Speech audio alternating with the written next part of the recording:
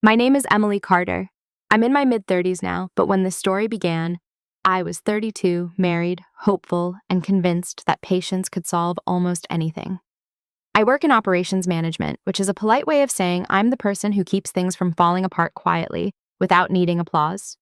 Most people describe me as steady, easygoing, or sometimes low maintenance. I used to think those were compliments.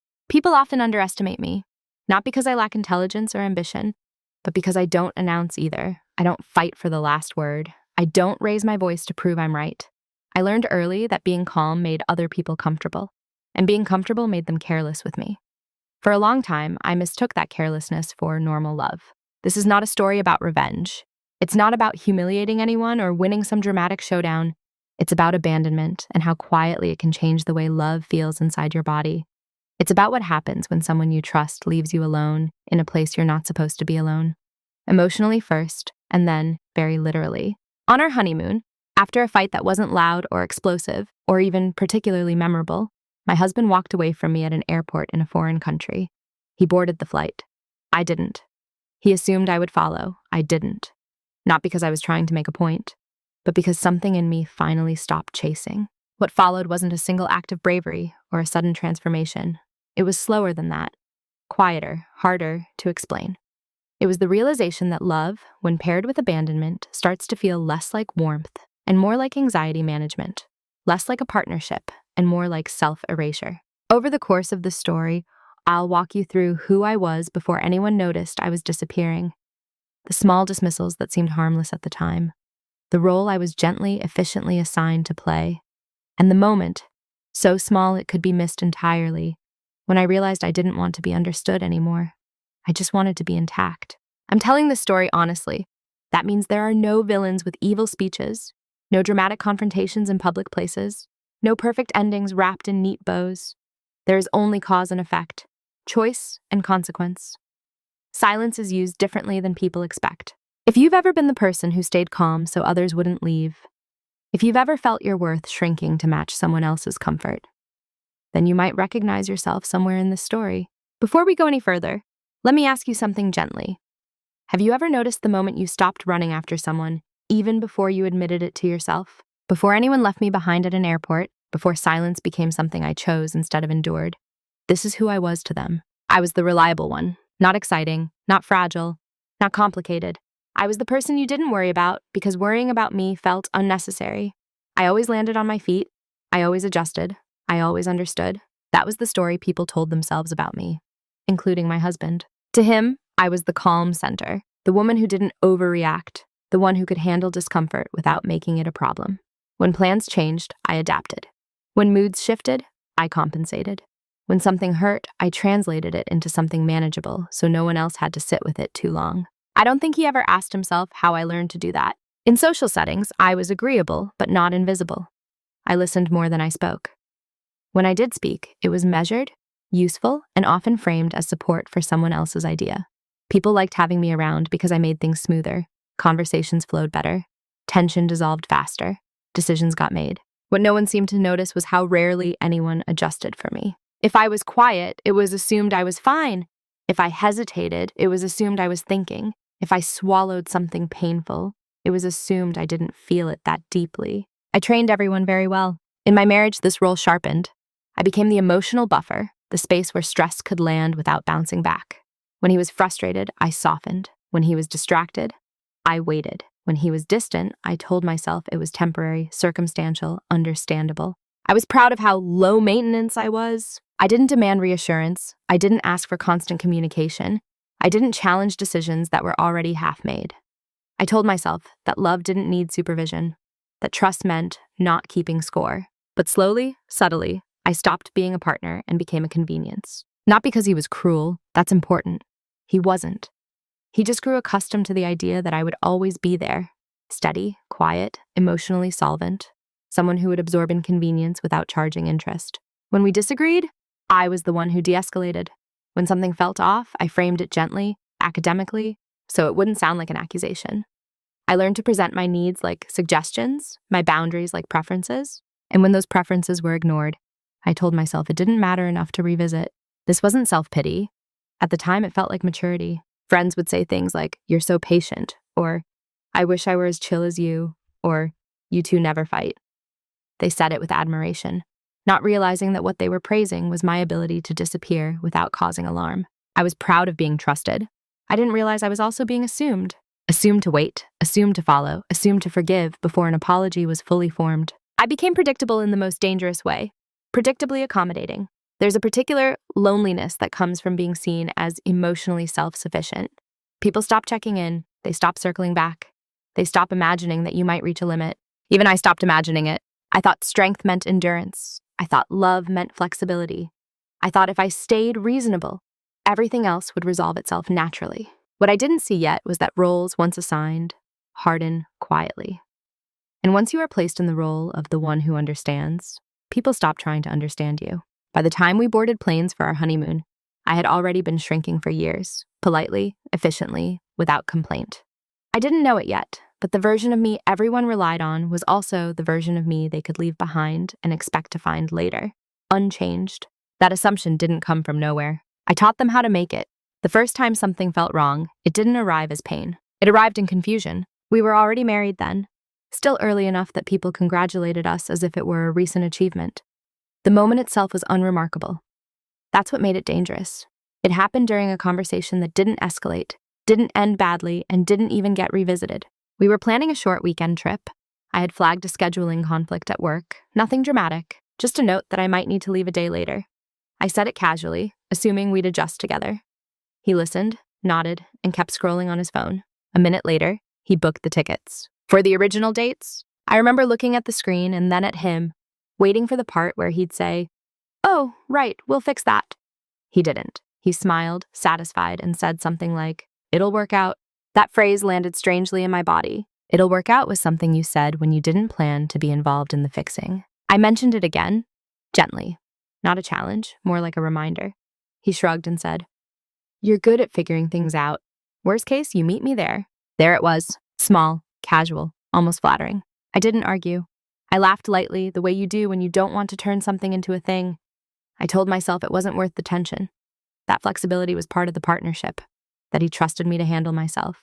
Everyone else would have seen nothing, and that's why I remember it so clearly. Because in that moment, I felt myself adjust internally, not to the plan, but to the implication. I felt the quiet recalibration of expectations, a tiny shift from we to you'll manage. Nothing bad happened. I rearranged my schedule. I caught up with him. The trip was fine. We even joked about it later. But something had been marked. After that, there were other moments, equally small, equally ignorable. Decisions made mid-conversation without checking back in. Plans changed with the assumption that I would align. Emotional absences that I filled without being asked. Each one is harmless on its own. Each one left a faint line I couldn't quite name. What made it worse wasn't that no one noticed. It was that everyone normalized it. Friends would say, "You're just more adaptable." Family would say, "That's marriage, give and take." I even said, "It's not a big deal." But my body disagreed before my mind did. I noticed the slight tension before bringing something up. The way I rehearsed my words so they wouldn't sound inconvenient. The way I framed my needs as optional add-ons instead of shared priorities. I was editing myself for efficiency. The first small cut wasn't an act of cruelty. It was an act of assumption. The assumption that I would accommodate without cost. And because I did, because I always had, it went unnoticed. That's the thing about subtle disrespect. It doesn't announce itself. It blends in with normal life. It borrows the language of trust and teamwork and turns it into something transactional. I wasn't angry, not then. I was just quieter, more careful, less spontaneous, less likely to expect reciprocity without asking for it explicitly. And even then, I softened the ask. I didn't confront him about it because there was nothing concrete to point to. No raised voices, no broken promises, just a pattern that hadn't meaningfully formed yet, or so I told myself. But somewhere deep, a part of me started keeping track. Not in a dramatic way, not with resentment, more like a mental note written in pencil. This is how much space you're allowed to take. I still believed in us. I still believed love could absorb small misalignments. I just didn't realize how many small cuts it takes before you start protecting the wound instead of explaining it. That came later. Once the first small cut healed without acknowledgement, it taught everyone something. It taught him that nothing bad would happen. And it taught me that whatever discomfort I felt could be managed privately. That's how normalization begins, not with a decision, but with repetition. The same dynamic is playing out in slightly different forms, each time just reasonable enough to excuse, just subtle enough to dismiss. Plans began to shift more often after they were already in motion. I would learn about changes as statements, not questions. I told them we'd be there. I moved the flight. I figured this would be easier. Each sentence was delivered with the calm certainty of someone who assumed alignment. And every time I aligned, not immediately, not blindly, but eventually, after recalculating, after adjusting expectations, after doing the quick math of inconvenience versus conflict, I told myself I was choosing peace. But peace, I was learning, can become a one-sided agreement. What made it harder to recognize was how reasonable it all sounded. None of it was dramatic enough to protest without feeling petty. If I brought something up, the response wasn't defensive. It was puzzled, as if my discomfort was unexpected data. You didn't say it was that important. I thought you were flexible about this stuff. I didn't think you'd mind. Each response came with an unspoken footnote, because you never have before. So I adjusted again. I started clarifying less. If I explained too much, it sounded like justification. If I explained too little, it sounded like indifference. I learned to speak in ways that left room for reinterpretation, because reinterpretation was safer than refusal. Somewhere along the way, I stopped expecting him to notice. I noticed instead. I noticed how often my preferences came last in the sequence of consideration, how my time was treated as elastic, how my emotional responses were filtered through whether they would inconvenience the day. And still, I rationalized, he wasn't doing this to me. He just wasn't doing anything for me in those moments either. There's a particular kind of self-betrayal that looks like emotional intelligence. I became very good at understanding his perspective, in contextualizing his stress, at empathizing with his blind spots. I rarely asked him to do the same. When I did, I phrased it like a suggestion, softened by humor, buffered by reassurance. I would preemptively minimize my own need so he wouldn't feel accused of neglecting it. I know it's not a huge deal, but I might be overthinking this. It's fine, I just wanted to mention. By the time I finished speaking, the urgency was gone. The message was diluted by my own caution. And because nothing escalated, nothing changed. Friends still saw us as solid, calm, functional. We didn't fight in public. We didn't vent about each other. We appeared aligned, if slightly asymmetrical. They didn't see the quiet erosion. The way my inner dialogue shifted from this hurts to this isn't worth explaining. The way I began to manage my expectations was by not sharing them. I told myself I was being mature. But maturity that only moves in one direction eventually becomes invisible. The truth is, I didn't want to admit what was happening because admitting it would require me to decide what to do next. And I wasn't ready for that. So I normalized it. I told myself this was how long-term relationships worked. Those roles emerge naturally. That someone has to be the stabilizer, the flexible one, the emotional anchor. I didn't realize that by accepting the role, without renegotiation, I was teaching him that my presence was unconditional, but my absence was unimaginable. That assumption is dangerous. Because when someone believes you will always be there, they stop checking whether they're leaving you behind. And when you believe your needs are negotiable, you stop noticing when they're not being met at all. By the time we planned our honeymoon, the pattern was so familiar, it barely registered as a problem.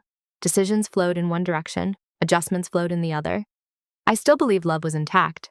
I just thought it required maintenance on my end. What I didn't know yet was that silence, once normalized, doesn't stay passive forever. It waits. Roles don't arrive with announcements. No one sits you down and explains what's expected of you. They form quietly, through repetition, through what's rewarded and what's ignored, through the subtle relief people show when you behave the way they've come to rely on. By the time I noticed the role I'd been assigned, I was already performing it well. I was the one who handled logistics without complaint, travel details, schedule adjustments, backup plans. If something fell through, I caught it before it hit the ground. This competence was praised, but never reciprocated. It became an assumed feature of my presence, like good lighting in a room. Emotionally, the role was even clearer. I was the one who didn't take things personally, the one who could see both sides, the one who wouldn't escalate a disagreement into something uncomfortable. If tension appeared, I diffused it. If distance emerged, I bridged it.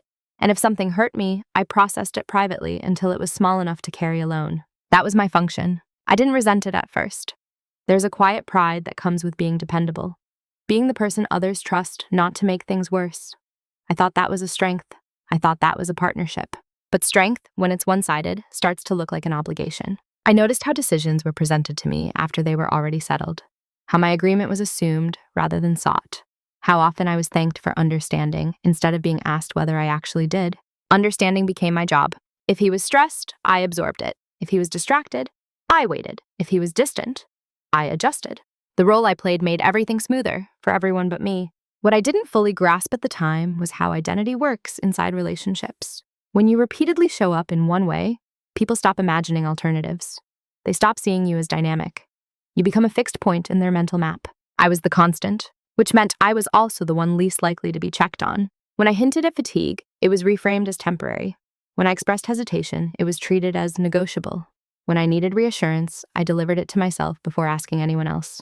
I wasn't being silenced. I was being categorized. And categories don't require curiosity. There was a moment, not dramatic, not loud, when I realized how complete the role had become. We were discussing a future plan, something that would affect my schedule significantly. He laid it out confidently, already anticipating how I would adapt. "You'll figure it out," he said, smiling. "You always do." He meant it as praise. I felt it as a sentence, because in that moment, I saw myself the way he saw me. Not as someone whose limits mattered, but as someone whose limits were theoretical, adjustable, secondary. I didn't correct him. Part of me didn't know how without disrupting the equilibrium I had spent years maintaining. Another part of me wasn't sure I had the right to. After all, I had shown him this version of me consistently. I had taught him what to expect. Still, something shifted internally. I began to see the role as a structure rather than a personality trait. Something I had stepped into gradually, without ever agreeing to the full scope of it. Something that benefited others more than it sustained me. I wasn't angry. I was tired. Tired of being reliable without being considered. Tired of being calm without being comforted. Tired of being the emotional adult in every room, including my own marriage. And yet outwardly, nothing changed. I still showed up. I still performed the role. I still smoothed edges and absorbed friction. But internally, I stopped believing that this was the only way to be loved. That belief, that love required me to be endlessly accommodating, had kept me in place longer than any argument ever could. I didn't know what would replace it yet. I just knew the role no longer fit. The day something shifted didn't come with a confrontation. There was no raised voice, no ultimatum, no dramatic realization delivered in a perfect sentence. It was quieter than that, almost disappointingly small. We were already on our honeymoon, a place we had talked about for years, bookmarked and saved and imagined as a reset, proof that all the patience and compromise had led somewhere beautiful. I remember standing in a hotel room that looked exactly like the photos. Clean, bright, carefully designed to feel effortless. And I felt absent, not unhappy, not angry, just strangely removed, like I was watching myself participate in something I had already emotionally completed.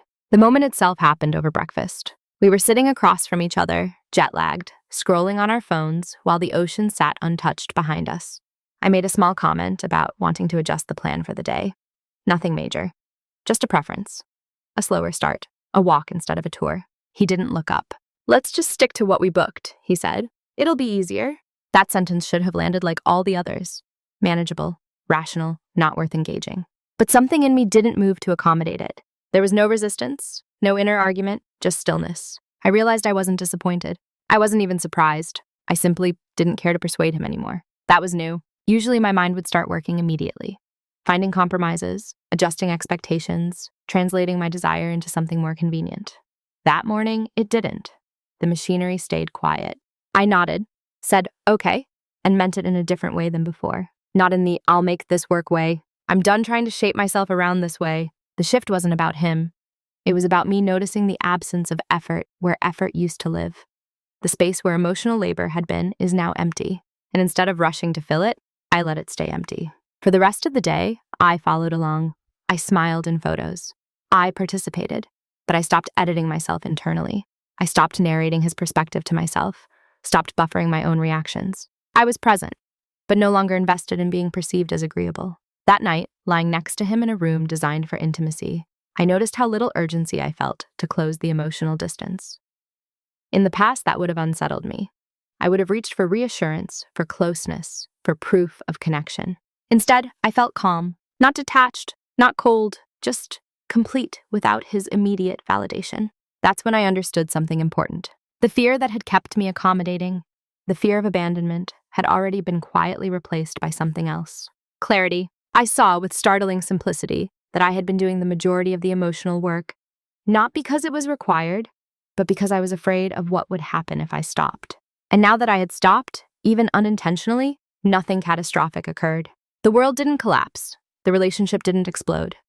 No emergency required my intervention. That realization stayed with me. Over the next day, then the next, I noticed how often opportunities to step back presented themselves. Moments where I would normally smooth, plan, anticipate, and compensate. I didn't refuse. I just didn't volunteer. And something else happened. Something even quieter. I began to observe instead of participating. I noticed how much he relied on my adjustments without noticing them. How often he assumed alignment without checking. How little curiosity there was when I didn't offer my usual emotional cues. This wasn't about punishment. I wasn't withholding to teach a lesson. I was simply no longer reflexively managing the emotional environment. And in that absence, the imbalance became visible. To me, that day didn't change anything externally. No argument, no resolution, no immediate consequence. But internally, a line had been crossed. I no longer believed that staying silent was the same as staying connected.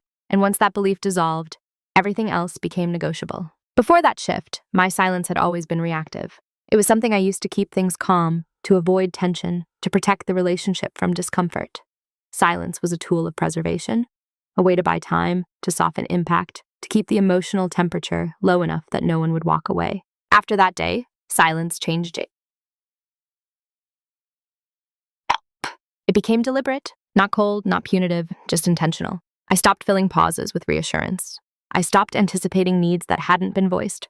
I stopped translating his behavior into kinder meanings, so I wouldn't have to sit with the truth of it. When something didn't sit right, I didn't rush to explain it away.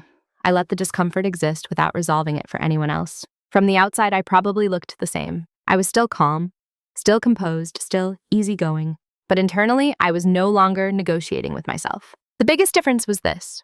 I no longer needed to be understood in order to feel secure. I only needed to be honest with myself. There's a power in choosing silence that feels nothing like suppression. It doesn't shrink you, it clarifies you. I noticed how often my previous efforts had been invisible precisely because they were effective. How much labor I had been doing to maintain a sense of ease that others took for granted. By withdrawing that labor, quietly, without announcement, I wasn't creating chaos. I was revealing the structure. Small things began to surface. He would pause, mid-decision, as if waiting for my input. When it didn't come, he looked slightly unsettled, not alarmed, just unanchored. He would ask, "Is that okay?" in situations where he never asked before. And instead of reassuring him automatically, I answered honestly. Sometimes the answer was yes, sometimes it was no. Sometimes it was, I haven't decided. Each response was calm, neutral, unloaded. I wasn't testing him. I wasn't collecting reactions. I was recalibrating my relationship with my own voice. Silence gave me space to notice how much of the relationship's emotional rhythm I had been conducting. Without that constant guidance, the imbalance became harder to ignore, even for him. But still, nothing dramatic happened. And that was the point. I didn't want a reaction. I wanted information. Silence, when chosen, is incredibly informative. It shows you who reaches out and who waits, who adapts and who resents, who is curious and who is comfortable with distance, as long as it doesn't inconvenience them. As the days passed, I became more observant and less explanatory. I answered questions directly. I stopped volunteering unless it was requested, and I realized something unsettling. He hadn't changed. I had simply stopped compensating. What looked like emotional distance from the outside was actually emotional honesty on my side. I wasn't pulling away, I was standing still. And in that stillness, I felt more grounded than I had in years. There was no surge of empowerment, no dramatic sense of reclaiming myself, just a quiet steadiness, a feeling of being aligned with my own limits instead of negotiating them away. For the first time, I allowed the relationship to be exactly what it was, without my constant intervention. And what it was, without that intervention, felt thin. Not broken, not abusive, just insufficient. That realization didn't make me angry. It made me careful. Careful with my energy, careful with my expectations, careful with how much of myself I continued to offer in the absence of reciprocity. Silence wasn't a strategy to change him. It was a way to hear myself again. And once I did, I knew I couldn't go back to the version of me who filled every gap out of fear that something would collapse if I didn't. Sometimes, silence isn't the absence of communication. It's the moment you stop negotiating your own presence. What they never noticed was not a single action. It was a pattern of preparation. From the outside, nothing looked different. I didn't announce boundaries. I didn't issue warnings. I didn't shift my tone or posture in a way that would register as a change in power. I still moved through the world the same way. Calm, capable, composed. That's what made it invisible. While silence became my choice, observation became my discipline. I began to notice details I had previously ignored because they were inconvenient to acknowledge. Not with suspicion, but with clarity. I stopped interpreting behavior through the lens of intention and started looking at impact. I noticed how often plans relied on my flexibility without naming it, how decisions were framed as collaborative only after they were already shaped, how emotional check-ins were reactive instead of proactive. None of this was new. What was new was that I wasn't explaining it away anymore. Instead of responding immediately, I gave myself time. Time to feel what I felt without editing it. Time to see patterns instead of moments. Time to let my nervous system register reality without interference. And in that space, something surged. I started documenting, not out of fear, but out of respect for my own memory. I wrote things down privately. Dates, decisions, conversations that felt misaligned. Not to build a case against him, but to ground myself in fact. Gaslighting doesn't always come from others. Sometimes it comes from the part of you that keeps insisting you're overreacting. I stopped doing that.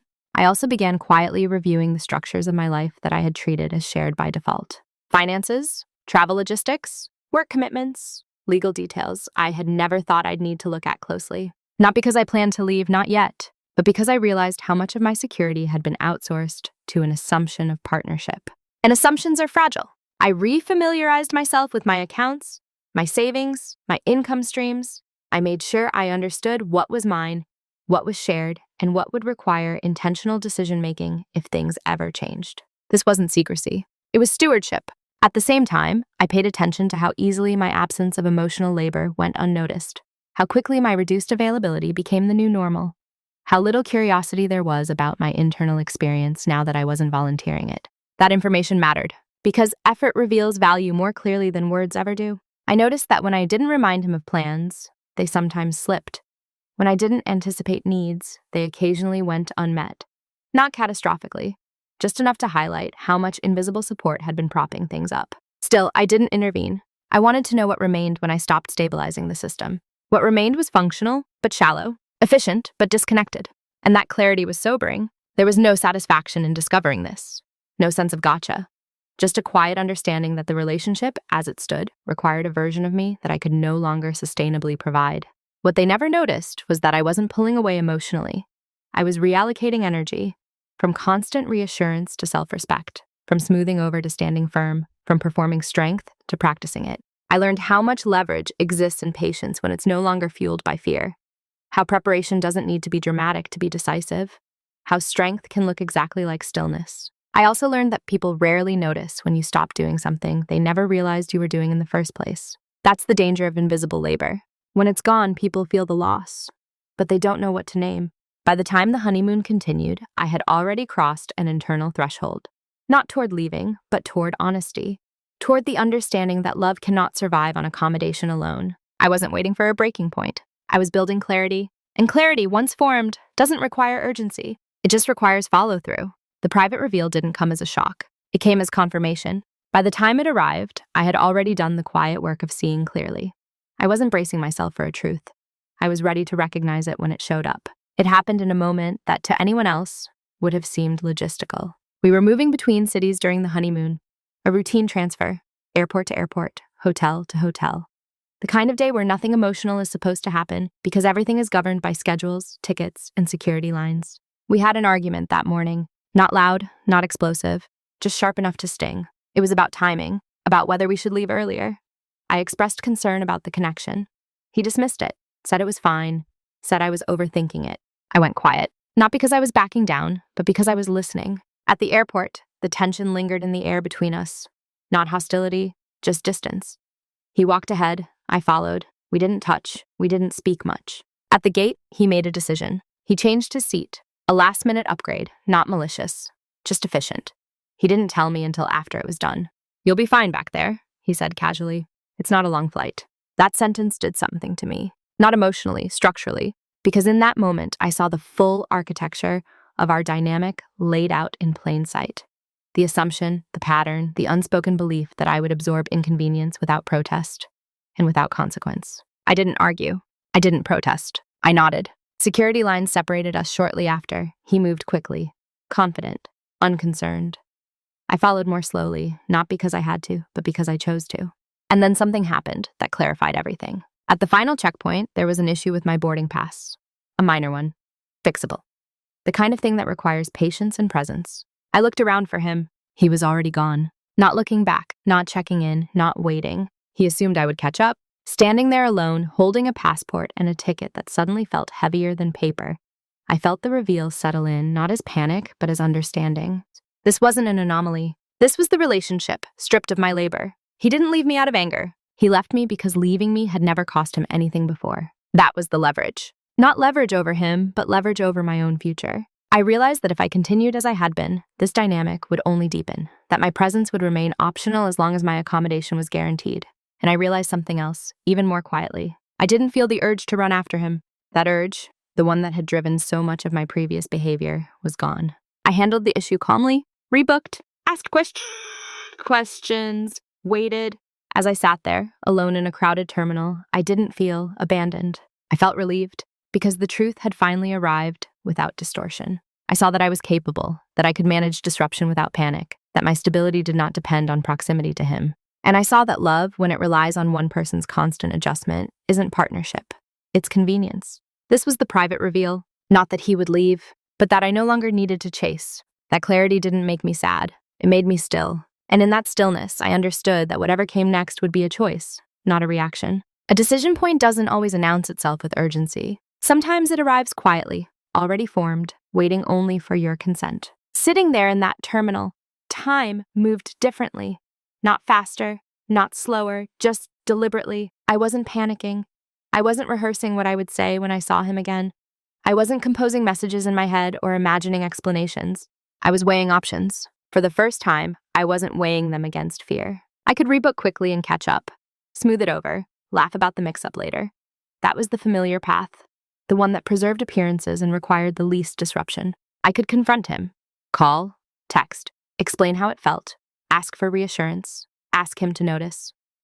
That path promised emotional engagement, but it also promised the same pattern. Me explaining, him listening just enough, things returning to baseline. Or I could do something else entirely. I could stop intervening, not as punishment, not as a strategy, but as alignment. I asked myself a question I had avoided for years. If nothing changed, could I live like this indefinitely? The answer came without drama. No. That answer didn't demand immediate action. It didn't tell me to leave him in an airport or end a marriage on the spot.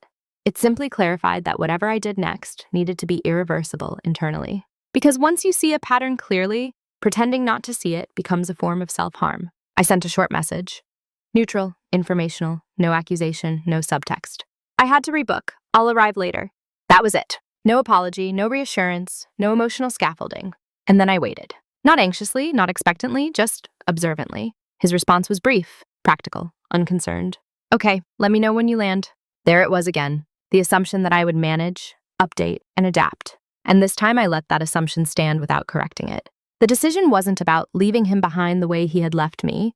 It was about deciding whether I would continue to make myself available to a dynamic that required my erasure. I realized that the most irreversible choice wasn't physical separation. It was emotional non-participation. I could still show up, still be polite, still functions as a partner on the surface. But internally, I could stop offering more than was being met. That decision was quiet, but it was final. I chose not to chase, not to explain, not to repair what I hadn't broken.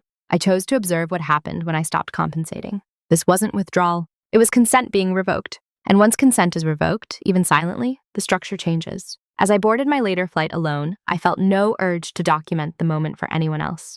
No desire to frame it as abandonment or betrayal. It was simply information. Information about who led and who followed, who assumed and who adjusted, who noticed the absence and who accepted it.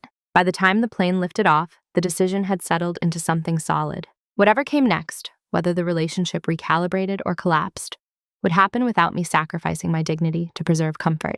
I didn't need to announce this decision. The absence of my usual efforts would speak for itself. And if it didn't, if nothing changed at all, that too would be an answer. Some decisions don't close doors. They just stop holding them open. When people imagine decisive action, they picture movement, packed bags, firm statements, and dramatic shifts in behavior. What they don't imagine is paperwork. They don't imagine spreadsheets, quiet appointments, notes written for no one else's eyes. They don't imagine how much real change happens in rooms where no one is watching. That's where I moved next, in silence. I didn't pull away emotionally in a way that would alarm him. I didn't grow cold or distant enough to provoke a conversation. I remained polite, present, functional. On the surface, nothing had changed. Internally, everything had. I began disentangling my life with precision. The first thing I did was clarify information. Not out of suspicion, but out of responsibility. I reviewed our shared finances carefully. What was joint? What was individual? What assumptions had been made without explicit agreement? I didn't drain accounts. I didn't hide money. I simply made sure I understood where I stood if I ever needed to stand alone. Knowledge is not betrayal. It's preparation. I scheduled appointments during hours that wouldn't raise questions. I asked neutral questions, took notes, learned terminology.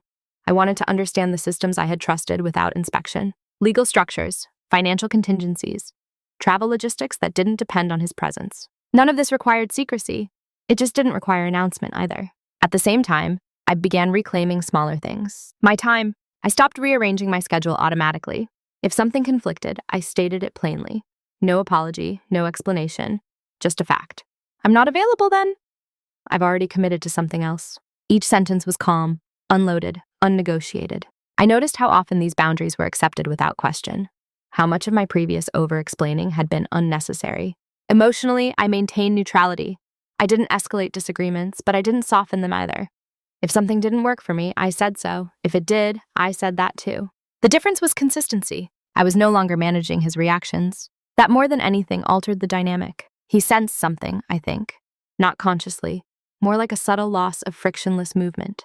Decisions took longer, conversations paused in unfamiliar places. But because there was no drama, no accusation, no visible crisis, there was nothing for him to respond to. Silence protects preparation. I also reconnected with parts of my life that had gone quiet while I was busy being adaptable. Work projects I had postponed. Friendships I had maintained politely, but not deeply. Interests that didn't serve anyone else's schedule. Not in rebellion. In alignment. Moving in silence isn't about deception. It's about refusing to perform vulnerability for people who haven't earned access to it. By the time the honeymoon ended, I was composed. Not relieved, not resentful, just clear.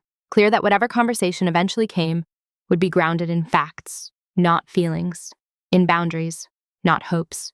In choices, not reactions. I didn't know yet whether the relationship would survive this shift, but I knew something more important.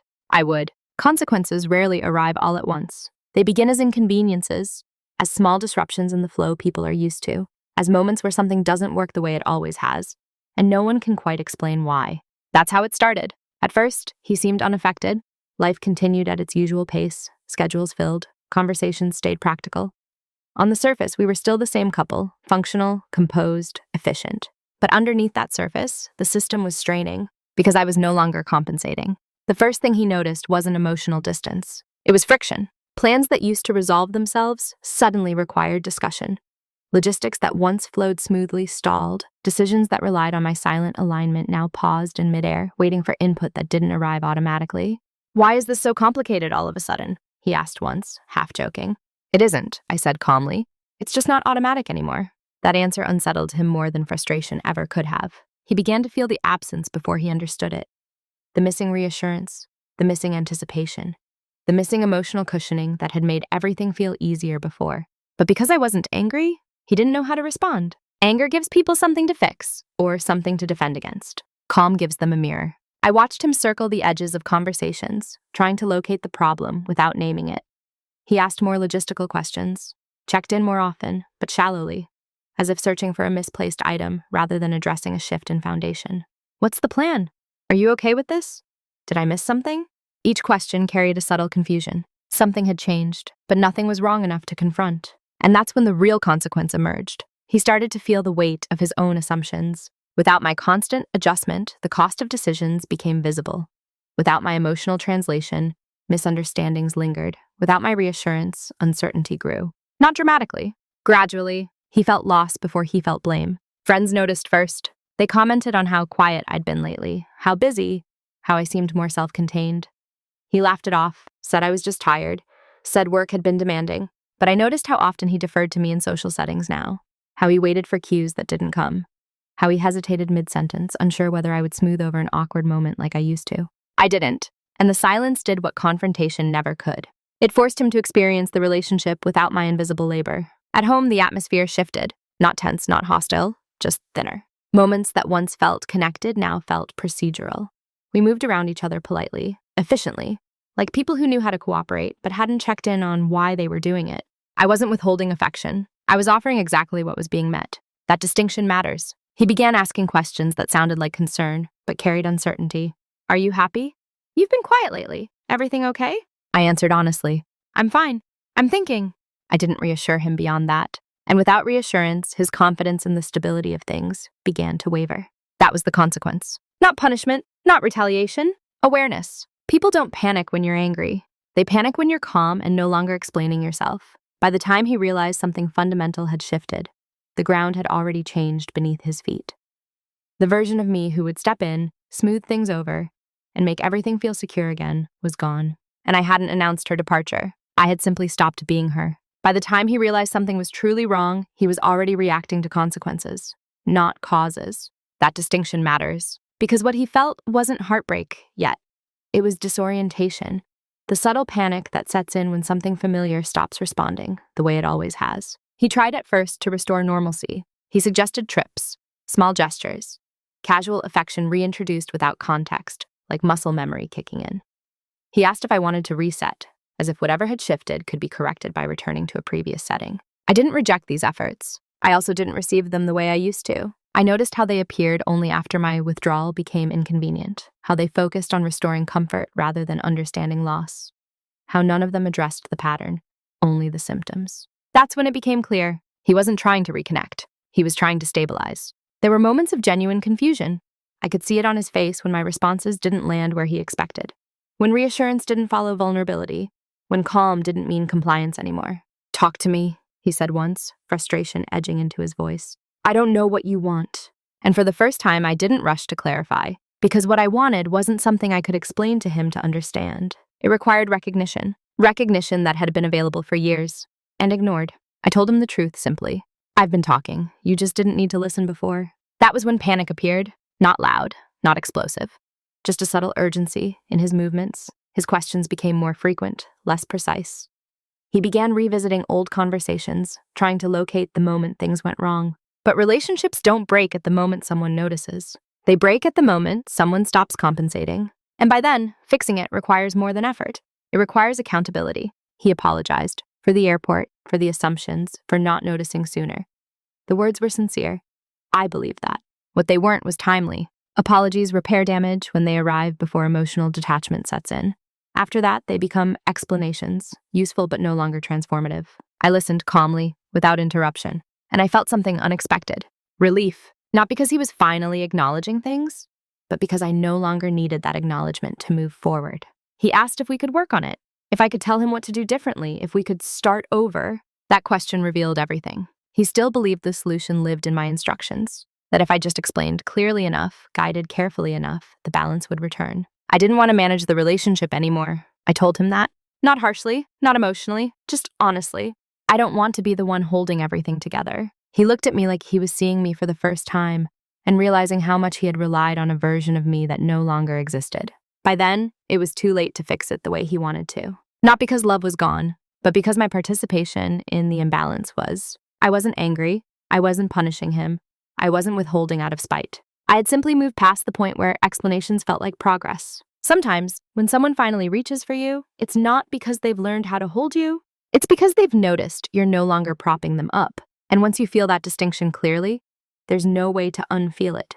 The confrontation people imagine never came. There was no shouting, no raised voices echoing through a room. No list of grievances was delivered with trembling hands. When the real conversation happened, it was almost disappointing in how calm it was. That calm was the point. We were sitting at the kitchen table, evening light, nothing symbolic, no dramatic timing, just two people who could no longer pretend they were standing on the same ground. He spoke first. He said he felt like he was losing me. Those things felt different, that he didn't know how we had gotten here. I listened without interrupting. Not because I was bracing myself, but because I didn't need to defend my position. There's a steadiness that comes when you've already made peace with your decision internally. When he finished, I spoke carefully. I didn't recount every slight. I didn't revisit old arguments. I didn't raise my voice to make the pain visible. I talked about patterns. I told him how often I had adjusted without being asked, how often my silence had been mistaken for consent, how frequently my needs had been filtered through, whether they were convenient. I spoke slowly, factually. This didn't happen all at once, I said. It happened because I kept making myself smaller so things would stay easy. He tried to interject, to explain, to clarify intention. I stopped him gently. "I'm not questioning your intent," I said. "I'm telling you the impact." That distinction changed the room. He grew quiet. I could see the realization forming. not dramatically, but steadily. The understanding that this wasn't about a single mistake, that it couldn't be solved with a single correction. He asked if I was saying it was over. I didn't answer immediately. Because endings don't need to be rushed. I'm saying I can't go back to how things were, I said finally, and I don't know if what's left works for me. There was no accusation in my voice, just truth. He asked what I needed, and that was the moment I knew the conversation couldn't fix what had broken. Because for years, I had been answering that question preemptively, anticipating, adjusting, accommodating. I didn't want to instruct anymore. I need not be responsible for the relationship's stability, I said. I need to not be the one who notices everything and fixes it. He nodded, slowly, not in agreement, in understanding. We sat in silence after that. Not heavy, just final in a way that didn't require words. This confrontation didn't resolve things neatly. It didn't end with a decision made on the spot or a plan for next steps. What it did was remove illusion. The illusion that calm meant contentment. The illusion that love could survive on one person's effort. The illusion that silence always meant understanding. I left the table feeling lighter, not because something had ended, but because something had stopped. I was no longer explaining myself to be chosen. I was choosing myself without explanation. Who I am now isn't louder than who I was before. That surprises people. They expect transformation to come with visible edges.